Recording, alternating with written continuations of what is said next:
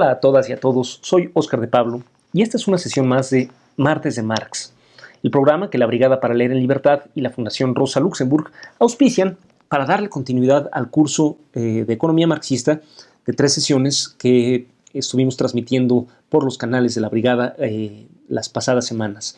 Si no han visto este curso, les recomiendo una vez más que lo vean. Ahí intenté explicar en mis términos propios, que espero que sean los de ustedes, los conceptos fundamentales de la obra cumbre de Karl Marx, que es el tomo 1 del Capital. Hoy lo que quisiera hacer es hablarles de otros libros que pueden ustedes leer si no quieren entrar directamente al tomo 1 del Capital. Uno de ellos es Trabajo asalariado y Capital, de Karl Marx también. Este librito es un poco como esta serie de charlas que estamos subiendo, una serie de lecturas que Karl Marx dio al público obrero, primero de Bélgica y luego de Alemania, en los años de 1847 y 1848, durante la gran revolución de toda Europa, que tuvo lugar en 1848 y que después Marx sintetizó o editó en forma de libro. Ahí el autor da un primer intento de sintetizar todas sus ideas respecto a la economía, donde desarrolla por primera vez la idea del plusvalor o la plusvalía y otras ideas centrales de su pensamiento. Lo más importante de esta obra es que es el resultado no solo de la brillante cabeza de un señor, sino de su contacto con la clase obrera, con el movimiento obrero. Marx, nacido en Treveris, Alemania, en 1818, había llegado siendo muy joven, a los 25 años por ahí, exiliado a París. Más que exiliado, simplemente había decidido irse de Treveris, donde dirigía un periódico democrático, la Gaceta Renana, para intentar otros proyectos editoriales. Pero en París entró en contacto con los clubes obreros, con los clubes socialistas que se organizaban en la capital francesa, por un lado, y por otro entró en contacto con otro joven, todavía más joven, estudioso alemán, llamado Friedrich Engels, que vivía en Manchester, ayudando a administrar las fábricas de hilado de su familia. Engels había entrado en contacto directo con la clase obrera moderna en este centro mundial de la clase obrera que era Inglaterra, y igual que los clubes obreros parisinos, influenció a Marx para que enfocara todas sus ideas de emancipación y libertad humanas desde el punto de vista de esta nueva clase recién surgida que era el proletariado industrial. Así pues, Trabajo asalariado y Capital, es este libro que se desarrolló primero como una serie de conferencias o clases dadas a los obreros. Después Marx sería exiliado de Francia, ahora sí expulsado de Francia, justo en vísperas de la Revolución del 48, a Bélgica. De Bélgica fue expulsado a su vez, ahí sí, literalmente durante la Revolución del 48. Regresó a Alemania. Con la derrota de la Revolución tuvo que exiliarse nuevamente, esta vez a Inglaterra, donde finalmente se quedó y donde murió muchos años después. El contacto de Marx con la clase obrera no se detuvo ahí. En los años 60 del siglo XIX, cuando Marx era ya un hombre maduro y estaba escribiendo su obra principal, El Capital, ayudó a fundar la primera gran organización obrera internacional, conocida como Asociación Internacional de Trabajadores o Primera Internacional. Fue Marx quien escribió el manifiesto inaugural de esta Primera Internacional, no para expresar sus propias ideas nada más, sino para intentar hacer un consenso entre las distintas tendencias obreras que se agrupaban en esta internacional. Fue en ese manifiesto de fundación de la Internacional que Marx llegó a la conclusión central de su trabajo, que es que la emancipación de la clase obrera no puede ser más que obra de la clase obrera misma.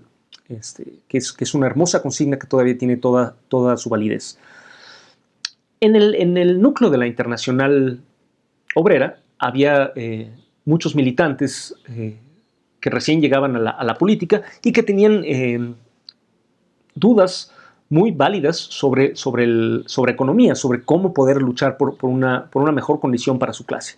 Por ejemplo, había un obrero que creyó descubrir que si se luchaban por salarios, por un aumento de salarios, los capitalistas se iban a cobrar, a compensar, subiendo los precios de las mercancías, y los obreros iban a terminar pagando, por otro lado, lo que hubieran ganado en términos de salarios. Entonces decía que no tenía sentido luchar por alzas salariales. Y le tocó a Marx responder a esta duda, muy legítima, y escribió o reunió su respuesta en una especie de polémica muy fraternal, pero polémica, bajo el título de Salario, Precio y Ganancia. Lo que explica Marx aquí, repasando todos los conceptos del tomo 1 del Capital, pero enfocándose en la idea de la lucha por el salario. Como vimos, el salario es una parte de la ganancia que el capitalista obtiene, que dedica a comprar nueva fuerza de trabajo, es decir, es el valor de la fuerza de trabajo. Este valor puede subir o bajar de acuerdo a como el valor de cualquier otra mercancía, puede subir o bajar de acuerdo a las circunstancias sociales en las que se da el intercambio. El movimiento obrero pugna por subir el valor de la mercancía fuerza de trabajo, es decir, subir los salarios. ¿Por qué los capitalistas, por qué esto no redunda en un aumento en el precio de los productos que los propios obreros necesitan comprar para sobrevivir?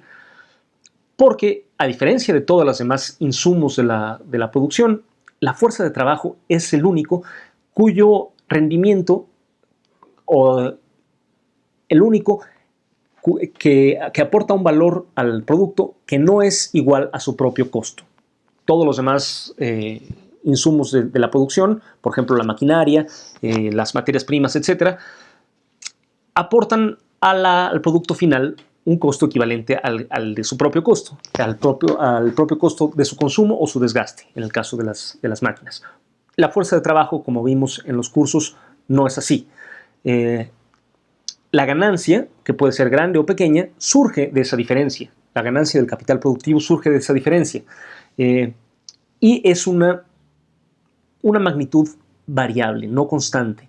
Es decir, si el movimiento obrero consigue subir el valor de la fuerza de trabajo, haciendo que necesidades que antes se consideraban superfluas se consideren ahora necesarias, por ejemplo, la salud, la educación, tiempo para cuidar a una familia, etc., la ganancia de los capitalistas disminuye.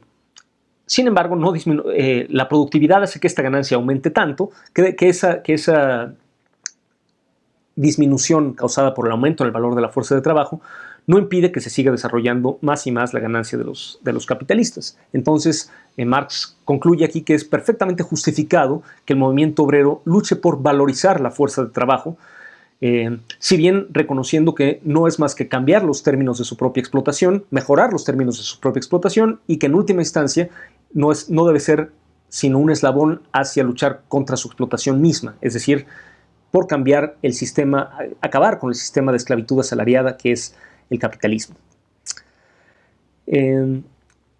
Este libro, Salario, Precio y Ganancia, también en general polemiza contra una idea de moda en su tiempo, que es la ley de bronce, ya la llamada ley de bronce de los salarios, ¿no? Que decían que, creyendo que la ganancia era una magnitud constante, algunos economistas creían que si aumentaba el costo de la fuerza de trabajo, es decir, si aumentaban los salarios, tendrían que aumentar también los precios. Y como digo, Marx demostró que no era el caso. De hecho, en su propia época, en la época de la Primera Internacional, el movimiento obrero consiguió los primeros grandes avances en valorizar la fuerza de trabajo, no solo en términos de aumentar los salarios, sino también de reducir las jornadas, que es lo mismo. Cada hora de salario o cada jornada de salario, en la medida que es más corta, implica que se paga más por hora, ¿no?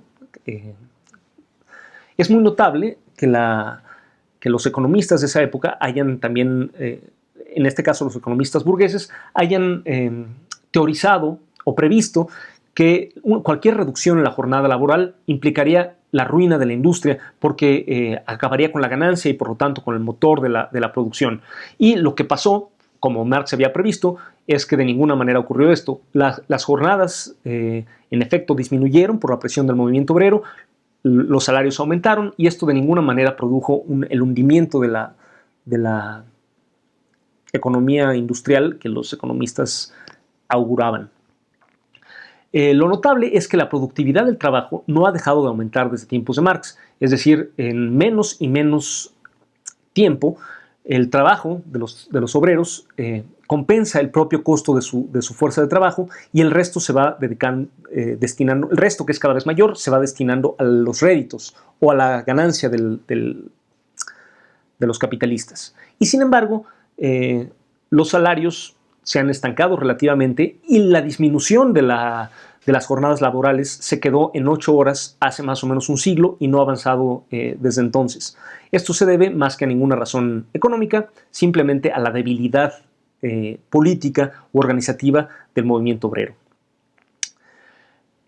Bueno, estos son los dos libros que quería recomendarles hoy para entrar a la obra económica de Marx, si no quieren entrar directamente al tomo 1 del Capital.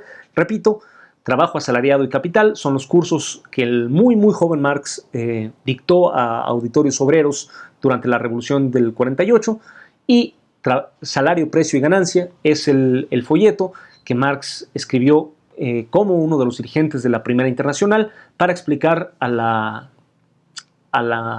los afiliados, a la base obrera, por qué sí es justificado luchar por alzas salariales y lo que es lo mismo, reducciones en la jornada laboral. Marx murió en 1883. Desde entonces el proceso económico, lo que ocurrió con el capitalismo, desde luego no se detuvo. Podemos dedicar otras sesiones a hablar de lo que ha pasado desde la muerte de Marx con el capitalismo y cómo los conceptos que Marx nos legó siguen siendo útiles para explicar un mundo que ya no es el de Marx y que sin embargo todavía puede ser explicado en sus términos. Muchas gracias, estén pendientes al próximo martes de Marx.